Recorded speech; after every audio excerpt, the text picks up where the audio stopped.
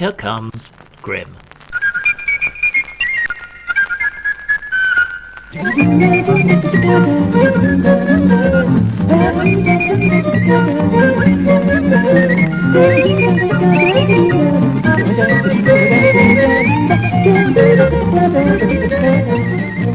Dean Esme badgered me into doing a response to one of his videos, a discussion with John C. Wright about the supposed evidence for God. And I took the bait because I didn't really have anything better to do, and not a lot of people seem to be bothering to take on the whole escaping atheism, red pill religion, whatever you want to call it, thing. Probably because it's so fucking absurd.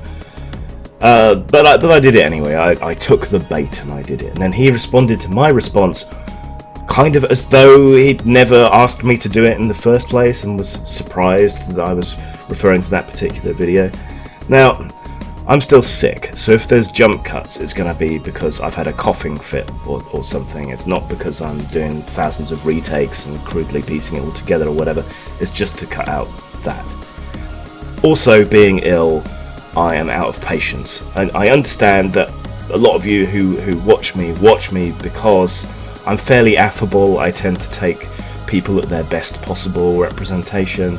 I treat them seriously, I stay calm and so on. But I'm sick, and I'm out of patience with Dean because he's a lying, disingenuous prick. He is nothing but horrible to people. In a way that he imagines a lot of atheists are, and maybe a handful are, but he paints everybody that way. So yeah, I'm just out of patience with this dick, so I'm not going to bother being particularly nice this time around. So be warned. There's a couple of quick things that I want to cover first that are problems with Dean. Now, Dean doesn't like being called Dean, even though his channel is called Dean Esme, even though his name is Dean Esme, even though everybody knows it's Dean Esme, and he has never been shy about his name and so on up until this point. So choosing to go by a pseudonym at this point is pointless and ludicrous, and he seems to just use it as a kind of point scoring thing. Oh, you refuse to call me by my special name, therefore you must be whatever. Call me James. I don't care. Call me Jim. I don't care. All right. People call me Grim. People called me Grim for years, but who the fuck cares? Dean, everyone knows it's you, and that some of these people you associate with are you as well. Yeah, everyone knows it. All right? You're not fooling anybody, and calling yourself Max Colby. Take that man's name out of your mouth. You are not worthy. He is a guy who was made a saint, essentially, who sacrificed his life or tried to in place of someone else in Auschwitz. You are not persecuted in any way, in any manner, even remotely similar to that, Dean. You're unworthy. You would not sacrifice yourself for somebody else in that way, and that's not a unique quality to religion or to Catholicism. And the irony here is that the Catholic Church supported Hitler, supported Mussolini, and yet you want to hold this up as some great example. Kolbe was defying his church in his criticisms of the Nazi regime. Prayers were said for Hitler constantly. Hitler attended mass right up until his death. You know, right up until Berlin was surrounded. He references God constantly in his speeches, and yet you want to take on the mantle of a self-sacrificing man in this way. What the fuck is wrong with you? Get fucked. I will never call you by that man's name. A, because it's pointless, and B, because you're not fucking worthy. The other thing is, I don't think you understand the point of the red pill metaphor, which is perhaps even more ironic. See, religion is the veil that has been pulled over people's eyes. It is a religion that has constantly fought against reality, only extremely begrudgingly giving ground to it in the face of overwhelming proof and the force of secularism. Science is the red pill. Religion is the blue pill. The simple, easy, moronic answers. The things that keep the plebs in line. That help try and stop people fighting for a better world in this world because they believe that if they obey the rules and keep their head down, they'll be rewarded in the hereafter, wasting their lives. So you've chosen entirely the wrong name for your enterprise. Not that it's any better than escaping atheism, because there's nothing to escape. It's not a dogma. It's not a religion. It's not an ideology. It's not even a worldview. It's just, you say God's real, and we say, I don't believe you. Show me the evidence, which you never ever do, as these videos have shown. I genuinely think that you are ill, Dean. I mean, this obnoxiousness goes back a long way. You were a detriment to men's issues and the men's rights movement because you're such an enormous prick. And you're a detriment to any kind of détente with religion for much the same reason. Because you're an arrogant, ignorant prick. Right, well, let's get to actually answering the video, shall we? I'll put timestamps in so you can go to the original and find out what they're talking about, in case you're worried that I'm misrepresenting their idiocy at all.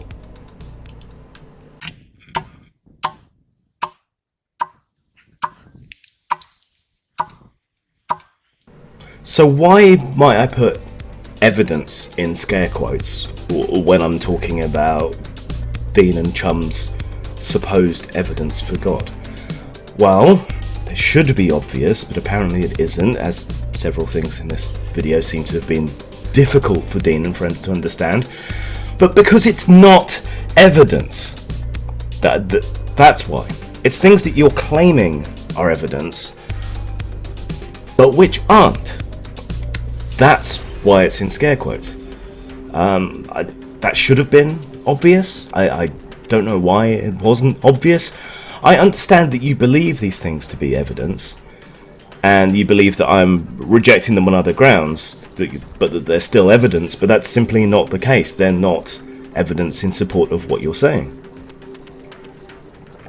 And that's really as far as that goes. You've failed to establish any of these things as evidence for what you claim, that there is a God. Your failure is not my responsibility. Your credulity is not my responsibility. Your total failure to supply evidence is not my responsibility. You need to find evidence. People are telling you that these things do not qualify, and they're telling you why these things do not qualify, because your conclusion does not follow from what you're presenting, which is why they're not evidence towards your conclusion. Grok that with fullness and do better, rather than getting increasingly spun into wilder and wilder forms of apologia. Just, it's not like I find it unconvincing, it's that it's not evidence, it's that your conclusions do not follow from it. You don't have evidence. You're lying when you say that there is evidence. And a demand for evidence isn't an ideological position. You accuse me of being a paid cultist or a professional atheist. I don't think atheism is particularly the primary thing that I talk about on this channel. It's a lot of its political and social commentary, stuff to do with games and so on. I certainly don't get paid for it. My YouTube channel makes maybe $7 a month. It was more than that before the apocalypse hit, but it's not worth my time financially to do any of this, and it's particularly not worth my time financially to do atheist content, because it always ends up flagged. You can bet your ass that this is going to end up flagged, and not because I've sworn or anything, just because it deals with the topic of atheism, and I'll put the hashtag in the title and I'll tag it appropriately, and that will be it. I will be fucked. So there is really not much money, unless you're a big channel, in being a professional atheist. Not that I am. This is petty, but your mate there on Buckley, is it Ghost of Buckley? It's pseudoscience. You keep saying pseudoscience. You talk to me about getting things right or whatever, and you can't even pronounce a word. Well done, bellend. He's too heavy to weigh, but seal expert Dan Crocker can size him up. But just looking at him, I would guess this male's about 1,500 kilos. That's more than 3 grand pianos.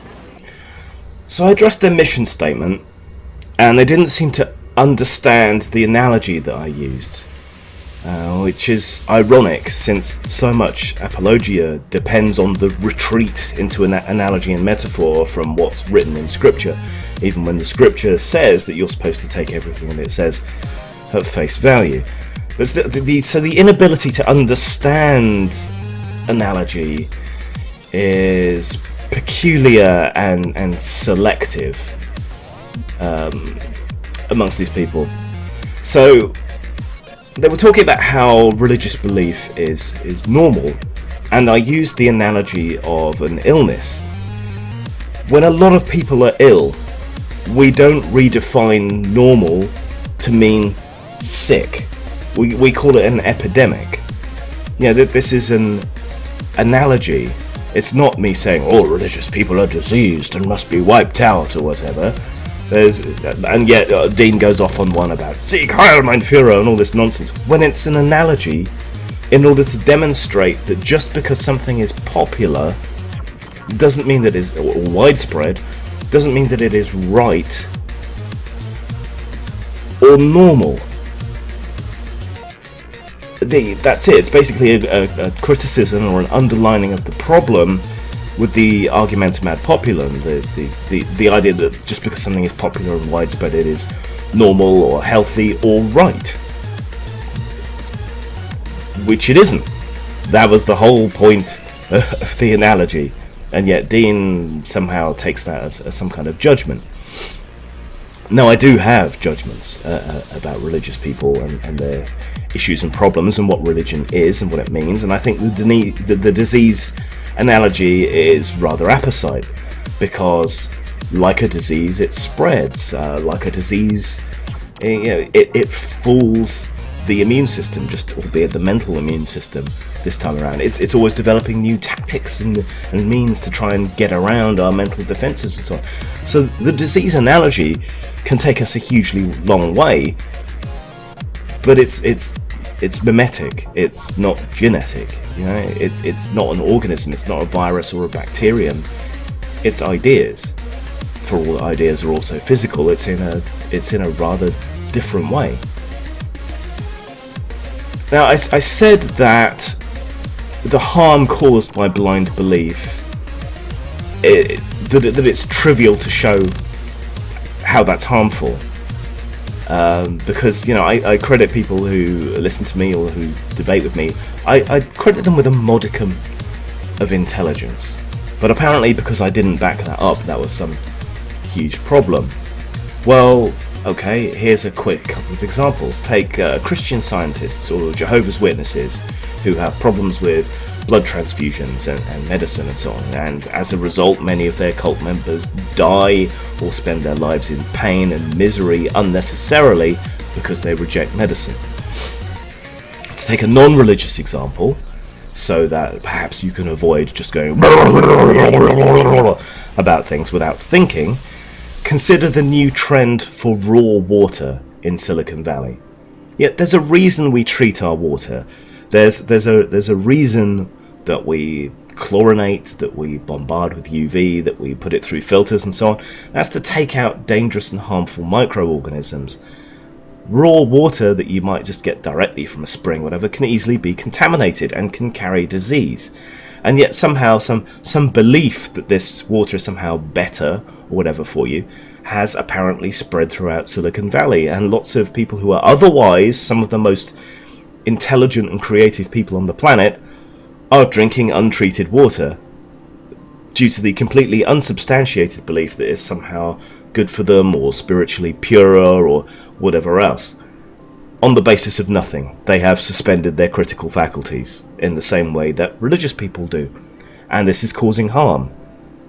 Yeah, this is how trivially easy it is to demonstrate that unsubstantiated belief, blind belief, faith, is harmful and dangerous. And it just seems so obvious to me that it never crossed my mind for a moment that it would need pointing out, even to people like you, Dean. So I didn't describe you as diseased, but I do think you as an individual, Dean, I do think you are mentally ill and should seek help. But I'm at the end of my sympathy for that at this point. And I do think that definitionally, religion is a mental illness. How can I come to that conclusion? Okay, we're having to go by definitions. It's as good as it's going to get. And I've had to make a syncretic definition from various different medical dictionaries and references and the DSM and everything else. Once we eliminate special pleading for culturally inculcated nonsense, the definition of a delusion is a fixed false belief held without and/or against evidence. And that describes practically every religious belief that you can think of. So if you are religious, if you have faith, you are definitionally mentally ill. Now, I feel safe and secure in saying that because I am mentally ill. I have depression and anxiety issues, amongst other things. So it's not something that I feel uncomfortable pointing out, because I know and I have and I acknowledge my own issues. So pointing them out in others doesn't bother me too much. You know, I feel that I'm on a similar level. But at least I'm trying to acknowledge and tackle and treat my issues and overcome them and deal with them in a way that the religious aren't. As usual, they equate communism with atheism, which is pointless. It's just no relation. If you think of communism as a cake, atheism is perhaps an egg that gets mixed into the cake mix. But atheism also exists separately as an egg. I mean, all atheism is I don't believe in God. It's not ideological, it's not a worldview, it's not any of these things. It's not a religion, it's not a philosophy. It's just a position on a single statement, on a single proposition. That's it. The only thing you said here that really insulted me is implying that I'm a postmodernist, which I'm absolutely not. Indeed, that's a large part of where my criticism of religion comes from. There are things that are true, and there are things that aren't, and religion is one of those things that isn't. So that's the only way you succeeded in insulting me. There's a whole bunch of claims here to go through, and again, it's trivial. No, children do not independently develop religious belief without being inculcated with it, as the examples of feral children show. Unfortunately, many feral children end up being taken in by religious missionaries and so on throughout history, and then having religion imposed on them, on their otherwise blank slate minds. But let's pretend for a moment that children do develop religion. After all, religion had to develop at some point out of nowhere. So let's take that as read. So what would religion be? It would be an early, crude attempt by someone with an undeveloped brain and without access to proper information to make sense of the world in a comprehensible manner. What does that remind you of? Someone undeveloped, childish, and ignorant trying to make sense of the world, making up bullshit. Who could that remind you of, Dean? See, there are problems with human psychology and with human intellect, in that we are naturally pattern-seeking individuals, which means we tend to see patterns where they don't exist. We see human faces in knots in trees, pareidolia. Once you're on to the idea that something means something, like the number 23, for example, you will tend to notice it. So we have confirmation bias, we have false pattern recognition, we have a tendency to see humanity, intelligence, agency where there is none. Why? Well, because it had an evolutionary survival advantage in the past. You know, you hear a twig crack in the forest. It's safer to assume that's a saber-toothed tiger that's stalking you to eat you than it is to just write it off. The people who tended to be fearful and tended to see intent and so on behind things that happened tended to survive better. Yeah, makes sense, doesn't it? Now, what was new and interesting to me about something that that Dean did was that rather than just empty claims that there is a supernatural with no evidence, which is par for the course and normal for Dean, he tried to claim that things that do exist and which are physical or derived from the physical, though even thought is physical, but you get what I'm trying to say, tried to claim that these things were supernatural. He claims that logic is supernatural, that mathematics is supernatural. And this is a pretty obvious fallacy of redefinition, and again, trivially easy to show as wrong. There's no evidence of spirits or souls. These things that you're claiming are supernatural aren't. Like I say, it's the fallacy of redefinition. Let's just take one example. Mathematics. And mathematics is a human-constructed model for comprehending the way things interact in the universe, and as such, it derives from observations. All mathematics is basically advanced adding. And how might that be rooted in the physical world? Let's try again, shall we? This is called adding. If I have 2 beans, and then I add 2 more beans, what do I have? Some beans. Yes and no.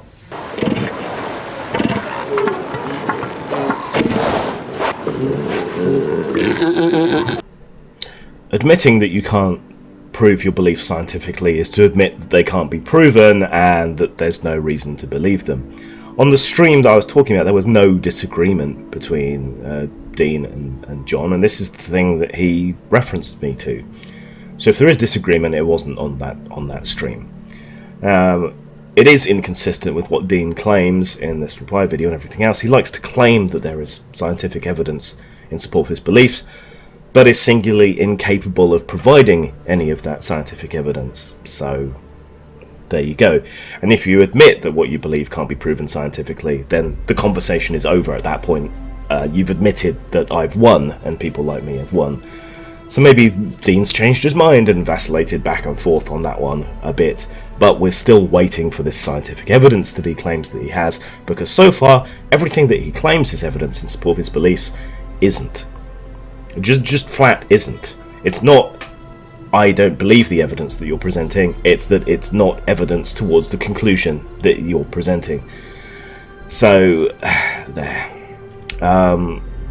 Everything appears to be physical. If you believe that there is something non-physical, please demonstrate it. If you can't, then again, I win by default, because you can't demonstrate anything non-physical. Other than redefining terms, you appear to have no way around this. And even with that redefinition, the things that you're saying are supernatural or non-physical turn out to actually be physical, or to not exist, or at least to not have any evidence of existing, making it illogical and irrational to believe in them. So, yeah, we got nothing, and there's more claims here on top of the original ones, like the idea that our awareness extends beyond our body. Nope, no evidence of that. We now know how to artificially induce out-of-body experience hallucinations, but also to show that they're not real. Many experiments have been done that demonstrate they're not real. People claiming to rise out of their bodies. There have been notes and things left in places that would be inaccessible to a physical person, but to someone rising out of their body in a hospital or whatever, they should be able to see it. No one has been able to say what was on the writing. And so on. So there is just no evidence of any of these claims. Now, if you've changed your mind and you want to continue to try to prove what you believe scientifically, you go for it. Alright, that is how you will convert people like me, is with evidence. So far, you ain't got none. None at all. So the time has come to start a fight.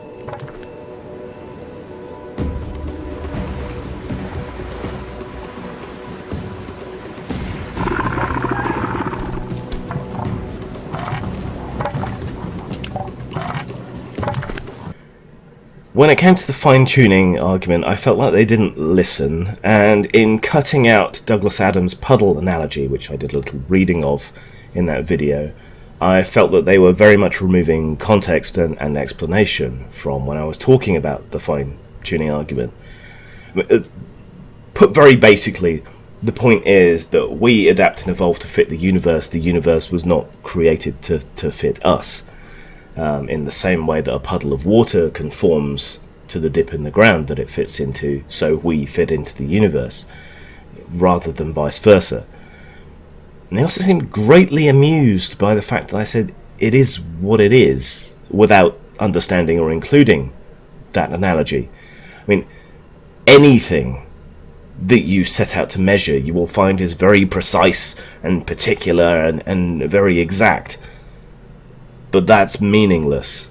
Yeah, it just happens to be that shape. It has conformed to that shape through the natural forces that have acted upon it. And there's no reason to think it's any different for the universe. If things were different, they would be different.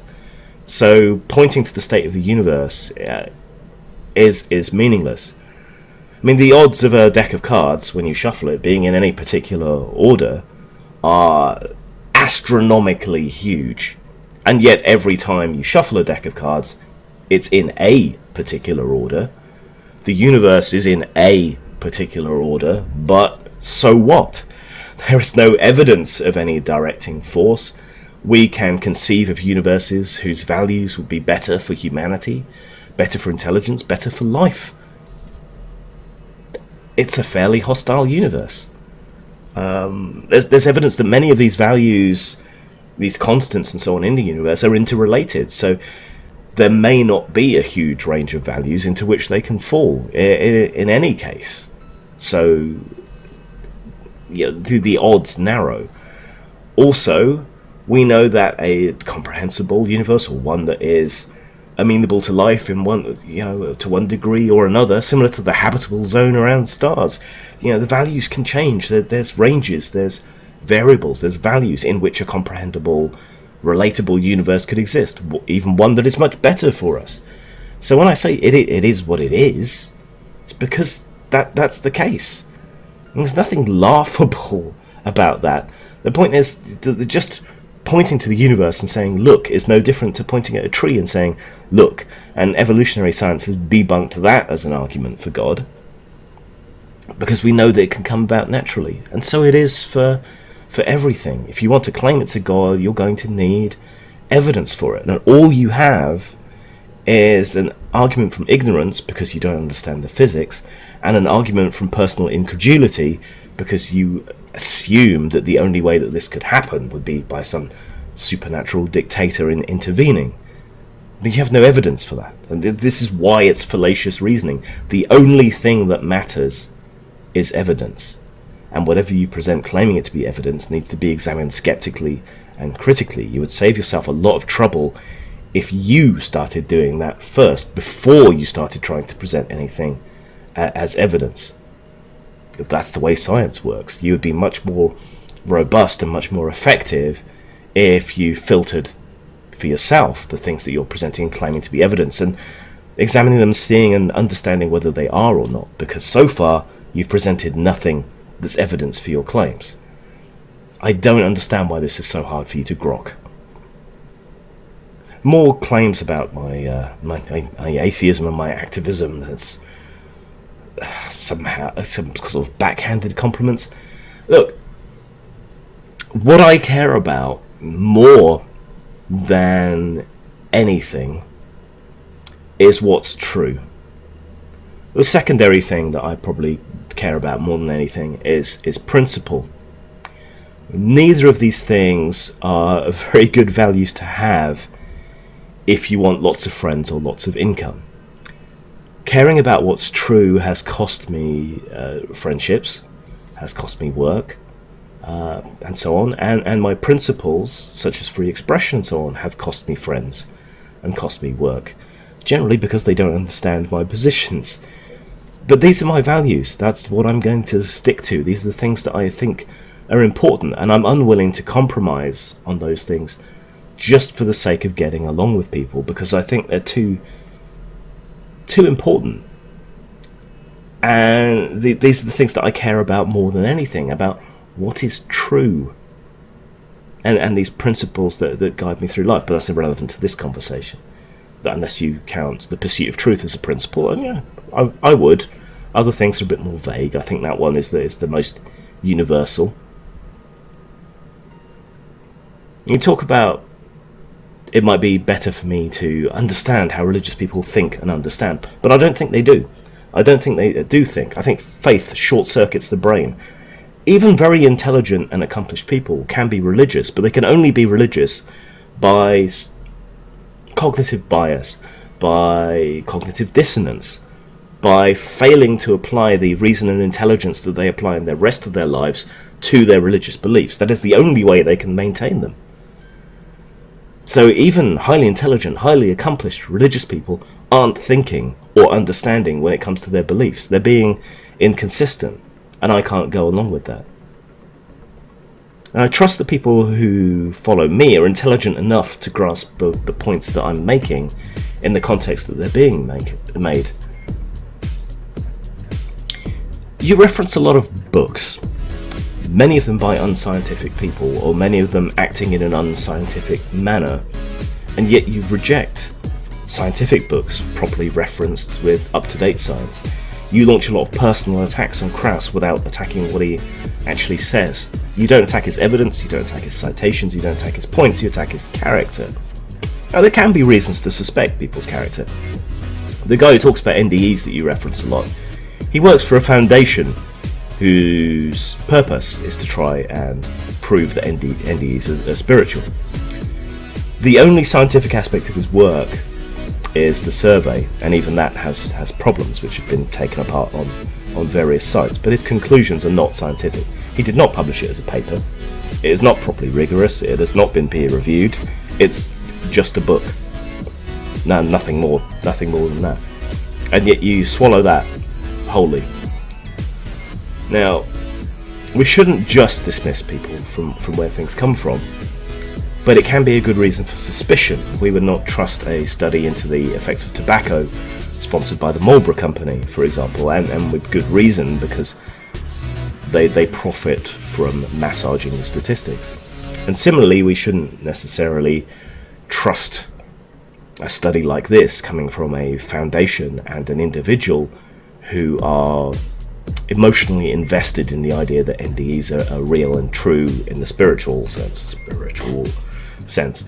for the same reasons. They're going to be biased. But if we can strip away their bias and we can look at the data, then what do we have?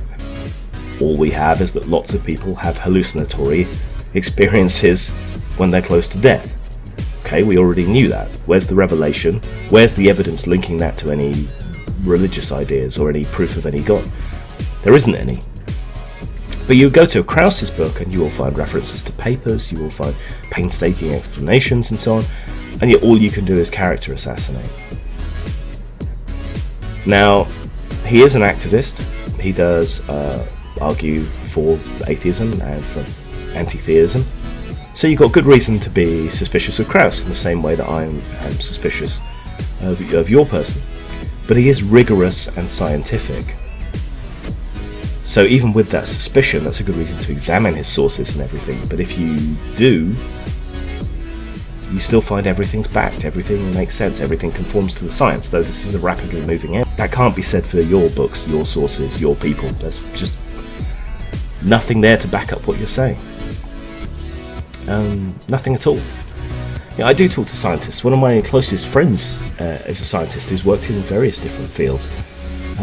I guarantee that the people you talk to are all compromised by their faith and not applying their scientific methodology to their religion, as I talked about earlier. There's that dissonance. They refuse to apply their scientific reasoning to their religious beliefs. If they did, those religious beliefs would melt away like a snowflake before a blowtorch. A full-grown male weighs over 3 tons.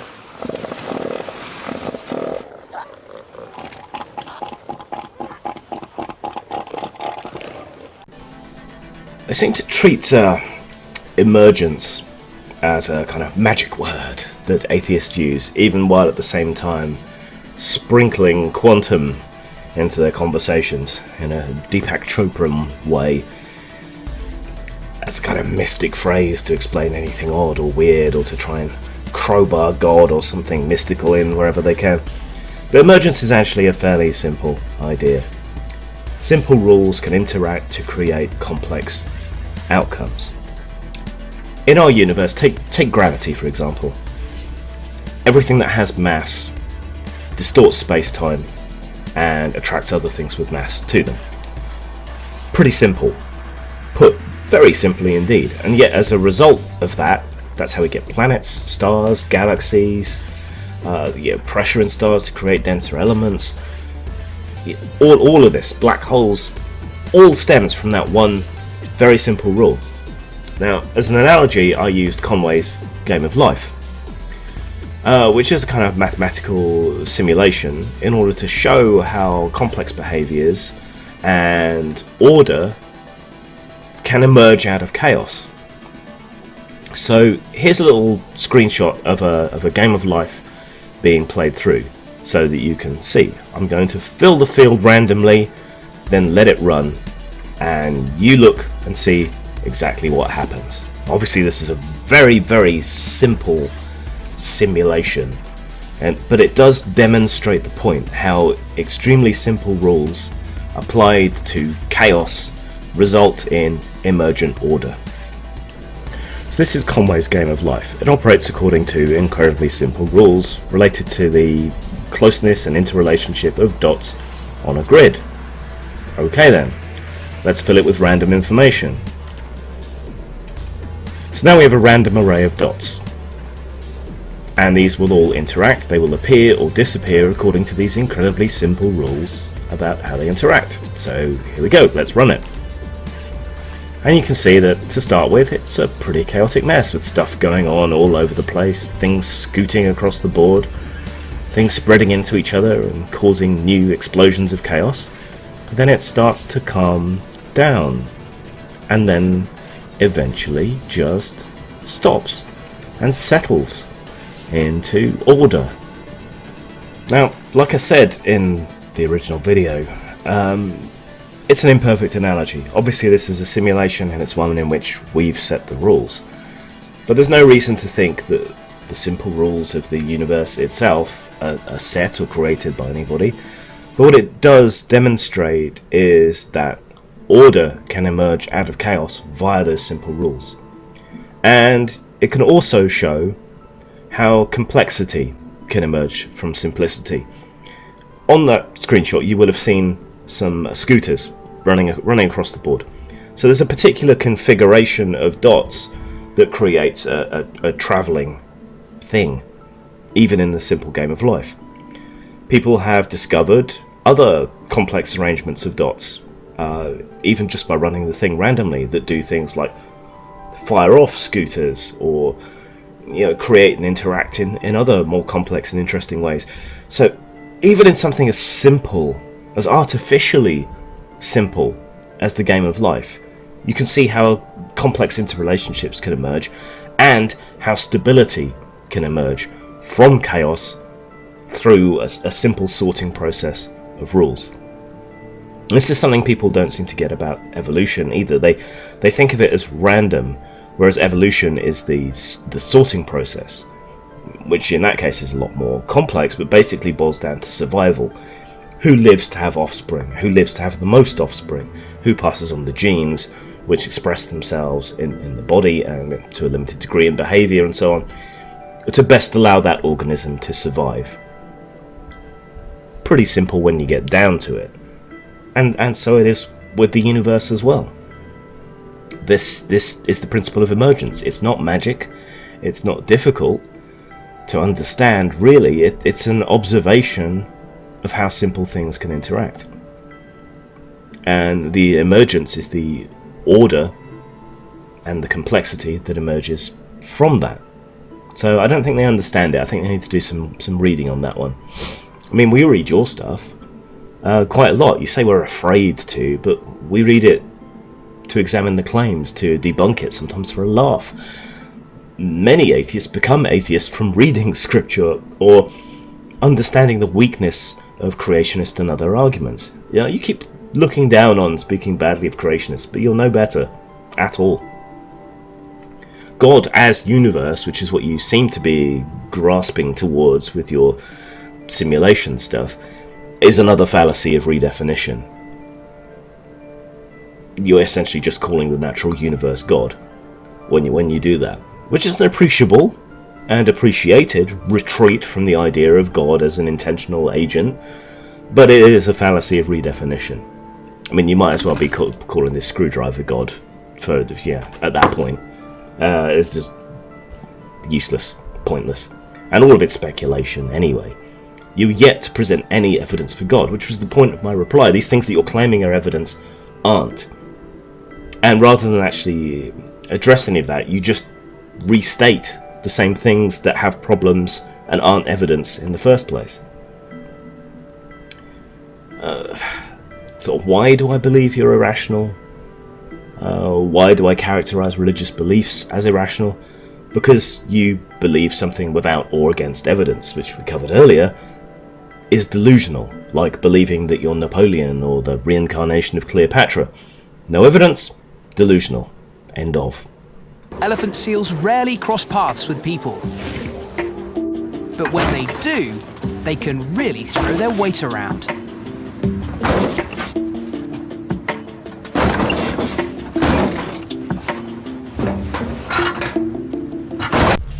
On the sprinkling of quantum woo, I would just be repeating myself again.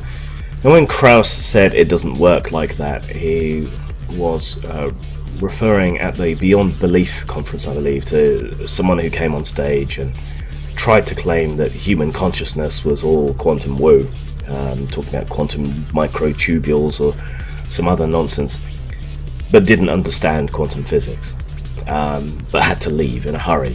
So Claus, all he could really say was, it doesn't work like that. Your entire thesis is wrong because it's based on a misunderstanding of quantum physics. And to quote Feynman, if you think you understand quantum mechanics, you don't understand quantum mechanics. I don't claim to understand quantum mechanics. It's very counterintuitive, but it does still conform to and follow relatively simple rules. It's not familiar to us. It's not the way things at a macro scale interact with each other. But what I do understand is that this claim for the observer effect is down to a misunderstanding. They believe it must be a conscious observer, and because things are happening in the universe, to them that somehow implies that there is a universal consciousness, that the universe is somehow aware of itself. And none of this is true. Things in the universe are constantly interacting with each other, and that is considered an observer in the terminology. So a random electron hits something and collapses a wave function. That electron, despite being non-conscious and whatever else, is considered to be an observer because it's interacting with the thing being observed and making things measurable, so to speak. So there is no cover for religion in quantum, save that very few people understand it, and you can blind people with pseudoscience, by referring to quantum. But that's dishonest. Not that that's ever going to stop you.